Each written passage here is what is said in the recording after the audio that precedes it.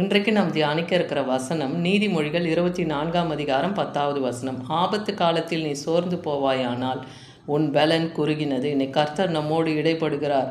ஆபத்து காலம் என்று நம் வாழ்க்கையில் வரும்போது அந்த நேரத்தில் நாம் சோர்ந்து போனோம்னா நம்முடைய பலன் குறுகினதாக இருக்குன்றார். ஏன்னா நம்மை படைத்த தேவன், இந்த பூமியின் கடையாந்தரங்களை எல்லாம் சிருஷ்டித்த கர்த்தர், அவர் அனாதி தேவன். அவர் சோர்ந்து போகிறதும் இல்லை, இலைப்படுவதும் இல்லை என்று ஏசாயா 40ஆம் அதிகாரம் 28ஆம் வசனத்தில் பார்க்குறோம். அப்போ அவர் சோர்ந்து போகலை என்பதை நாம் அறிந்து கொள்ளணும். இதை நீ கேட்டதில்லையோ, அவருடைய புத்தியை ஆராய்ந்து முடியாது. சோர்ந்து போகிறவனுக்கு கர்த்தர் பலனை தருகிறார், சத்துவம் இல்லாதவனுக்கு சத்துவத்தை தேவன் பெருக பண்ணுகிறார். அப்போ அந்த சோர்வு, பலவீனம் ஆபத்து நாட்களில் எதுக்கு வருது? அப்போ நம்ம கர்த்தர் பேரிலே நம்ம விசுவாசம் இல்லாத போது தான் அந்த சோர்வும் பலவீனமும் வருது. ஆனால் கர்த்தருக்கு காத்திருக்கிறவர்கள் புது பலனை அடைந்து கழுகுகளைப் போல அவர்கள் செட்டைகளை அடித்து எழும்புவார்கள் என்று எழுதியிருக்கு. எப்பவுமே சோதிக்கப்படும் போது நாம் என்ன பண்ணோம்? அந்த சோதனையிலே நம்ம பொறுமையாக இதை சகித்து ஓட வேண்டாம். அந்த நேரத்தில் நம்ம கர்த்தரை மாத்திரமே பற்றி கொள்ளணும். அப்படி நம்ம இருக்கும்போது கர்த்தர் புது பலனை நமக்கு தருவார். கழுகை போல செட்டைகளை அடித்து எழுப்புவோம். கழுகு தன் முதிர் வயது ஆகும்போது, முதிர்ந்த நிலையிலே அது தன் பலன் குன்றி போயிருக்கும். அப்போ அது என்ன பண்ணுமா? ஒரு மலை உச்சியில் போய் உட்கார்ந்து அந்த இறகுகள் எல்லாம் தன் உடம்பில் விழுந்து போகும். அதே போல் அது என்ன பண்ணுமா? மீதம் உள்ளதெல்லாம் அதுவே பேய்ந்து போகிற அளவுக்கு அது அந்த மலை உச்சியில் காத்திருக்குமா. மறுபடியும் அதுக்கு புது இறகு வர வரைக்கும் அது காத்திருக்கும். புது இறகு வந்த உடனே அது பலன் கொண்டு அது புது சிறகுகளினாலே செட்டைகளை அடித்து எழும்பும். அதுபோல தான் இன்றைக்கி நீங்கள் இலைப்படைந்து சோர்ந்து இருக்கீங்க. கர்த்தர் சமூகத்தில் காத்திருங்க. அவருடைய வார்த்தை உங்களை பலப்படுத்தும். அவர் சத்துவத்தினாலே உங்களை இடை கட்டுவார். அப்பொழுது நீங்கள் புது பலத்தோடு எழுந்து உங்கள் காரியங்களை நீங்கள் நடத்தி முடிக்க முடியும். ஏன்னா சோர்ந்து போகாதீங்கன்னே சொல்கிறார். ஆபத்து காலத்தில் சோர்ந்தோம்னா நம் பலன் குன்றினது. அந்த நேரத்தில் விசுவாசத்தில் பெருகுகிறவர்களாக இருக்கணும். எபேசியர் 3ஆம் அதிகாரம் 13ஆம் வசனம் சொல்லுது, உங்கள் நிமித்தம் நான் அனுபவிக்கிற உபத்திரவங்களினால் நீங்கள் சோர்ந்து போகாதிருக்க வேண்டிக் கொள்ளுகிறேன். இங்கே பவுல் அப்போஸ்தலன் எபேசு பட்டணத்துக்கு எழுதுகிற நிருபத்தில் சொல்கிறாரு, நான் அனுபவிக்கிற இந்த உபத்திரவத்தை பார்த்து நீங்கள்லாம் சோர்ந்து போகக்கூடாதுன்னு உங்களுக்காக நான் வேண்டிக்கிறேன். ஏன்னா இந்த உபத்திரவம் உங்களுக்கெல்லாம் அது மகிமையாக இருக்கும் அப்படின்றாரு. நம்ம உபத்திரவப்படுறது நல்லது தான். ஏன்னா அதன் மூலமாக நம்ம கர்த்தருடைய பிரமாணங்களை கற்றுக்கொள்கிறோம்.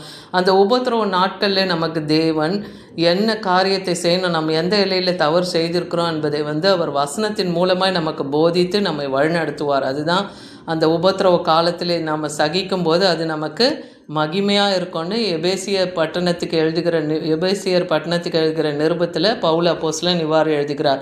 எரேமியா 51:46 பார்க்குறோம், உங்கள் இருதயம் துவளாமலும் தேசத்தில் கேட்கப்படும் செய்தியிலே பயப்படாதிருங்க. இன்றைக்கி நம்ம நாடுகளில் நடக்கிற அனைத்து நாடுகளில் உலகத்தில் நடக்கிற காரியங்கள்லாம் கண்டு கூட நம்ம துவளக்கூடாது, பயப்படக்கூடாது. யுத்தங்களின் செய்திகளையும் கேட்பீர்கள், அது முடிவுக்கு ஆரம்பம்ன்றார்.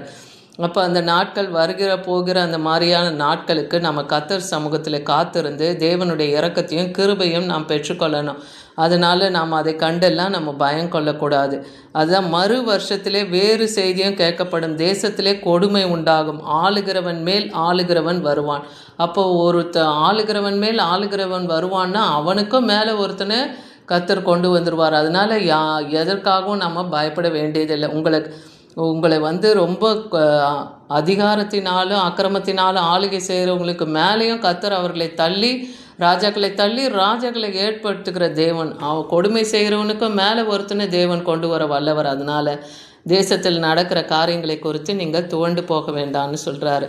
எபிரேயர் 12ஆம் அதிகாரம் 3-4 வசனத்தில், நீங்கள் இளைப்புள்ளவர்களாய் உங்கள் ஆத்துமாக்களே சோர்ந்து போகாதபடிக்கு தமக்கு விரோதமாய் பாவிகளால் செய்யப்பட்ட இவ்விதமான விபரீதங்களை சகித்து அவரையே நினைத்து கொள்ளுங்கள். அதே போல் உங்கள் வாழ்க்கையிலையும் நீங்கள் சோர்ந்து போயிருக்கீங்க, உங்களுக்கு விரோதமாய் சிலர் உங்களுக்கு எதிராக எழும்பி அவர்கள் செய்த விபரீதங்கள் உங்களுக்கு கஷ்டமாக இருக்கலாம், கஷ்டம் கொடுக்கறதா இருக்கலாம். ஆனால் அந்த நாட்களில் நீங்கள் சகித்து தேவனை நினைத்து கொள்ளுங்கள். சோதனையிலே நம் கர்த்தரை நினைத்து கொள்ளணும். அவர் சோதிக்கப்பட்டு பாடுபட்டதுனால சோதிக்கப்படுகிறவர்களுக்கு அவர் உதவி செய்ய வல்லவர் என்று எபிரேயர் 2:18 நம்ம பார்க்குறோம். அந்த வசனத்தை நம்ம விசுவாசிக்கணும்.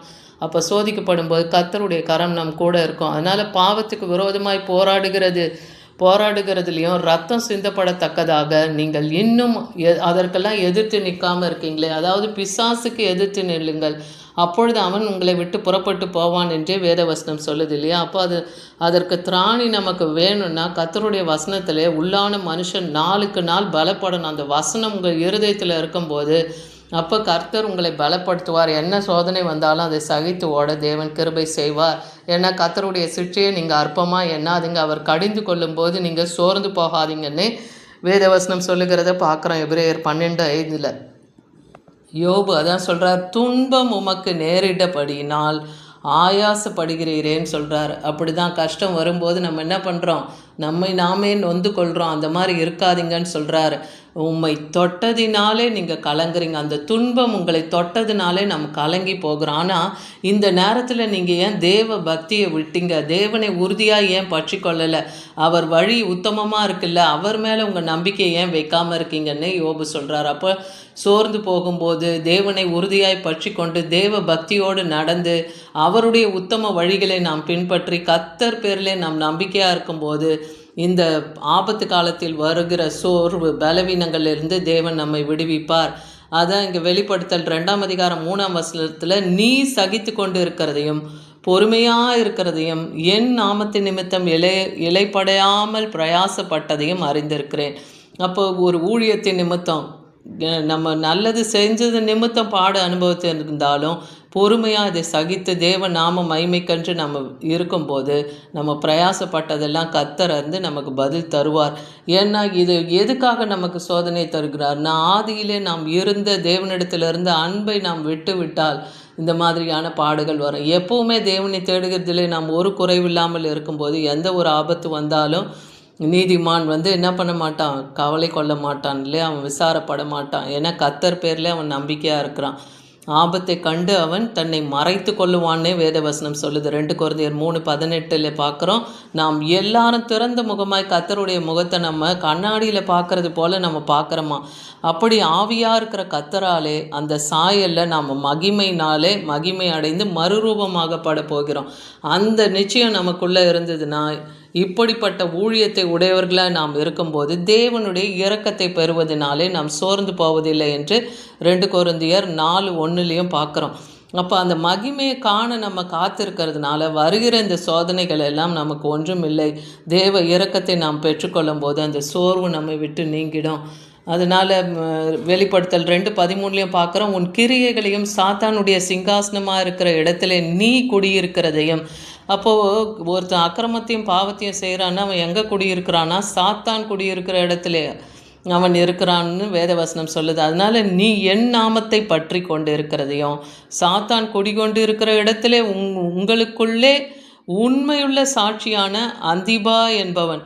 அப்போ அந்திபா என்பவர் கர்த்தருக்கு உண்மையுள்ள சாட்சி உள்ளவனாக இருந்து அவர் கொல்லப்பட்ட நாட்களிலே அவர் கர்த்தரை பற்றுகிற விசுவாசத்தை கொண்டு மறுதளிக்காமல் இருந்ததையெல்லாம் நீங்கள் அறிஞ்சிருக்கீங்க. அப்போ ஒரு போராட்டம் பாடுகள் வரும்போதும் கர்த்தரை மறுதளிக்காமல் தேவனுக்கு சாட்சி உள்ளவர்களாக அந்த அந்திபாவை போல நீங்கள் சாட்சி உள்ளவர்களாக இருங்கன்றார். அப்போ கர்த்தர் உங்களை ஆபத்து நாட்கள்லையும் சோர்ந்து போகாமல் உங்களுக்கு பலன் கொள்ள செய்வார். இன்றைக்கி அதுதான் நம்ம கற்றுத்தராரு. ஆபத்து காலத்தில் நம்ம சோர்ந்து போகாதபடி கர்த்தர் நமக்கு சத்துவத்தினாலும் பலத்தினாலும் இடை கட்டுவார். அவர் தருகிற பலத்தினாலே நாம் ஓடுவோம். அன்னைக்கு எலியா ஒருவேளை ஆகாரத்தை கர்த்தர் அவருக்கு கொடுத்தார், போஷித்தார் இல்லையா. அந்த ஒரு நாள் பலத்தில் அந்த ஒரு நாள் உண்ட அந்த உணவில் 40 நாள் அவர் ஓட செய்தார் இல்லையா, ஓரை பருவதம் மட்டும். அப்போ அவருக்கு அந்த பலனை கொடுத்தாரல்ல, அதை போல் நமக்கும் அவருடைய வார்த்தையினாலே பலன் கொள்ள செய்து நம்முடைய எல்லா சூழ்நிலைகளிலும் தேவன் நம்மை ஆற்றி தேற்றி பலப்படுத்தி அவருடைய பலத்தினாலே இடை கட்டி நம்மை பாதுகாக்க அவர் வல்லமையுள்ளவர். ஆமீன்.